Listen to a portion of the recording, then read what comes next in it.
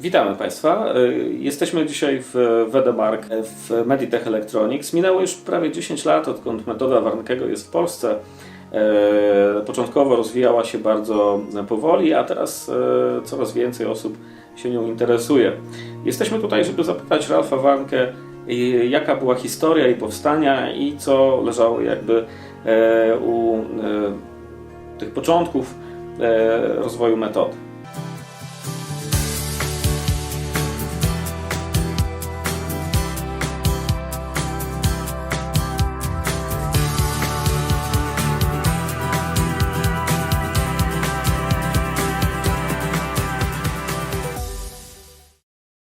Hi Ralph, we are in Wedemark, where Warnkege method was invented. The methods which became more and more popular, more famous in Poland. Could you please explain us shortly what the Warnkege method is? Yes, of course, Robert, it's a pleasure. Yeah. The Warnkege method is a solution with which we help particularly children to cope better in classroom environment. And we do this not just trying to train on what children cannot do properly in school, but primarily to give them the foundation of coping better in classroom environment in the field of central auditory processing, language processing, and everything related to that. Okay. Your father, Fred Warnke, worked in Sennheiser Electronics, the biggest microphone and headphones German manufacturer.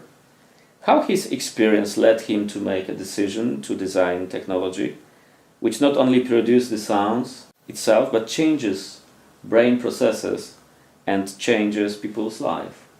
Well, see, he worked for Sennheiser Electronic for 25 years as managing director, but he always was an inventor. So he actually is considered somewhat the father of so-called microport systems, which is a wireless communication between a hearing impaired student and his teacher. So those children, literally hundreds of thousands worldwide, were able to attend normal schools thanks to him and thanks to his technology. And when he stopped working at Sennheiser after 25 years, he imposed two basic rules upon himself. Mm-hmm. Number one, I will only do fun things from here on. He deserved that. And secondly, I want to help people in the field of hearing and understanding.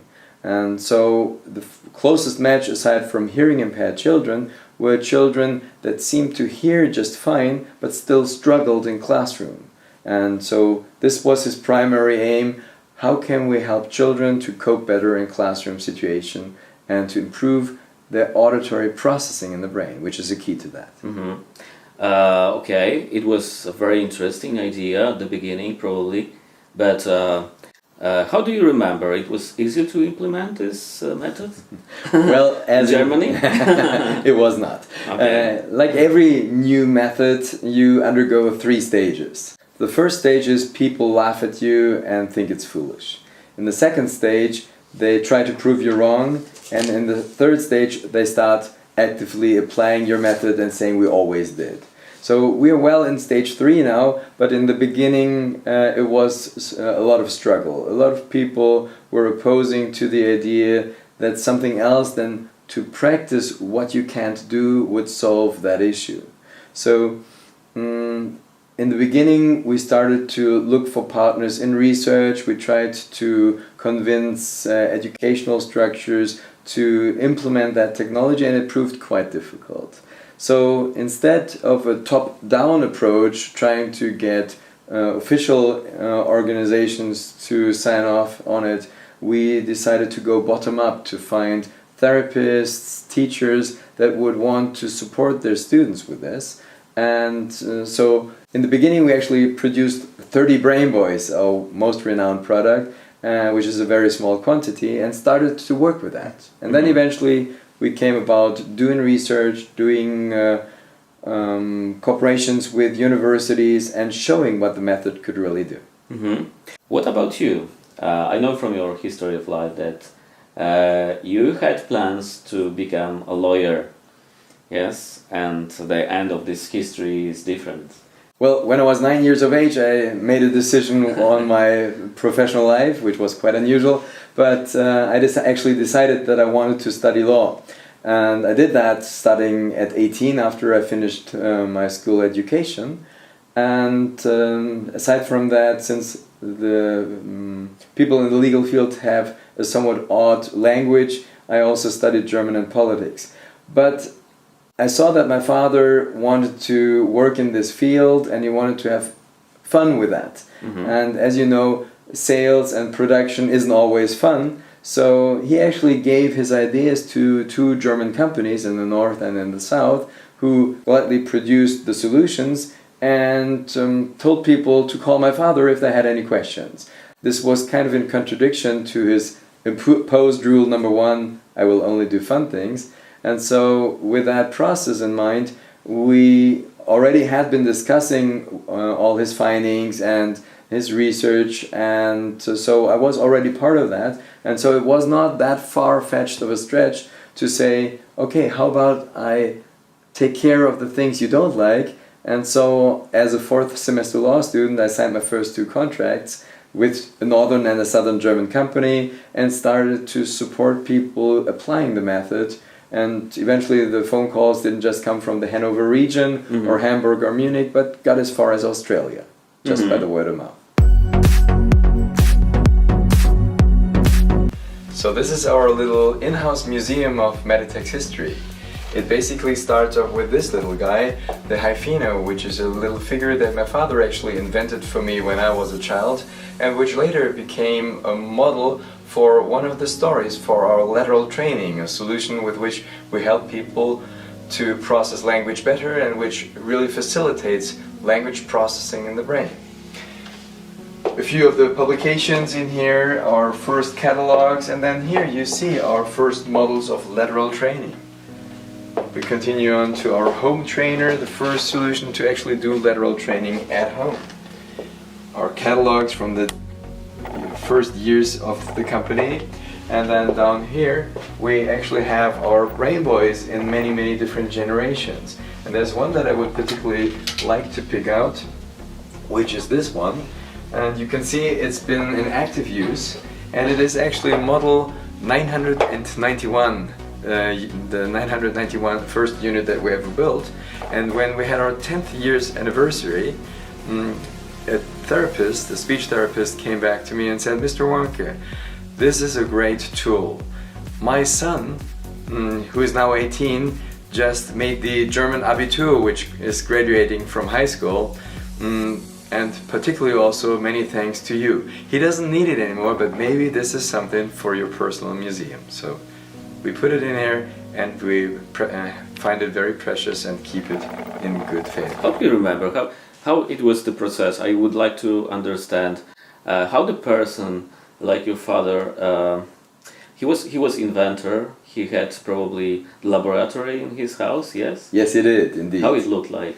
Oh, it was always very busy. There was a lot of technology. There were a lot of instruments there because he was actually also building circuitries, designing hardware at the time. But of course, there was his computer. He was doing a lot of reading on the issue, on central auditory processing, and the importance of that skill set for language processing. So it was always a very busy place, very crammed with technology. Okay. Do you remember that something happened that your father started to be interested in this technology, or it was a process, or? I believe that he always had the vision of helping people, and so just like he helped children with hearing impairments at large by literally allowing hundreds of thousands of them to attend normal schools, he felt helping children to have a normal and happy routine going through their school career, that was something that really inspired him.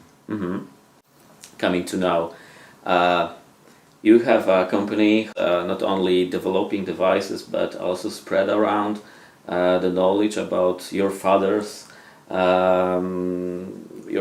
invention and in the methods area. We have a lot of articles in Poland confirming that the method is very successful. So how in these days the technology is changing. The technology and the method is changing because the iPhones, electronics, a lot of things, they are improving. Does it change this invention which designed your father? I would say it even makes it more important because we've been monitoring the tests conducted on young pupils prior to attending school here in the Hanover region, for example, and typically it's a little more than 10,000 new students every year. And 20 years ago, there were about 25% of these pupils struggling in the field of articulation, language processing, and perception. 10 years ago, it was 37.5%, and merely 4 years ago, the numbers showed 48% of those students being tested actually showed problems in these domains. So the problem is increasing a lot, and I think this has a lot to do with modern media, and it has a lot to do with the way children are raised today and how fast the world has started to spin. So the need for a specific type of training has increased and not decreased from that perspective. And so helping children to cope in school is really, really essential. And it's my inner desire and vision that one day we'll have established a new subject in school, which is not German or Polish or French or math, but in the first 2 grade levels, I would love to see children get a perception training as a key subject in school so that they'll learn how to really cope and survive in classroom situations and can really live up to their best. Okay. Any plans for the future regarding the methods itself or your company? Many. We have been integrating more and more different types of solution into a common set of training options, and our key desire is we want to have good professional test solutions, and for every test we conduct we also want to provide a corresponding training solution, because that is something that has always nagged me, that bothered me, that there are so many tests conducted on these children.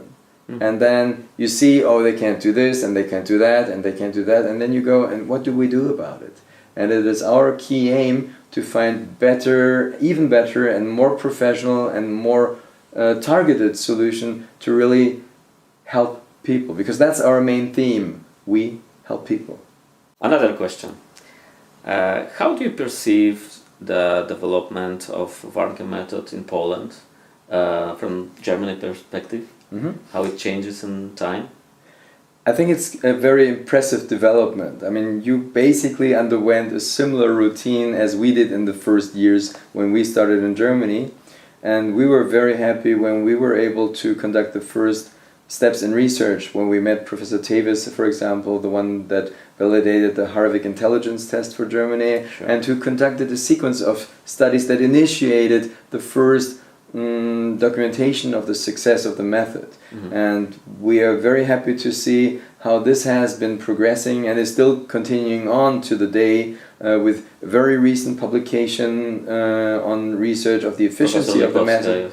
Professor Lukowska, exactly, which is just in the process of publishing as we speak, as I understand.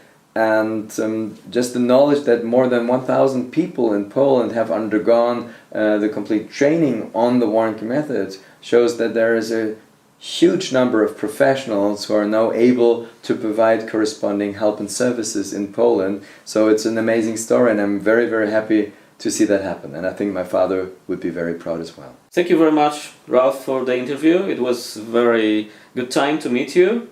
Thank you so much, Robert. It was a true pleasure. Thank you for taking the time of visiting me here. And I'm wishing you, and particularly all of the people in Poland, the very best, particularly in the application of our method. And rest assured, we'll do whatever we can to support you in the process and to improve the method even further by continuing with our research and development. Thank you very much. Thank you. Bye-bye. Bye-bye.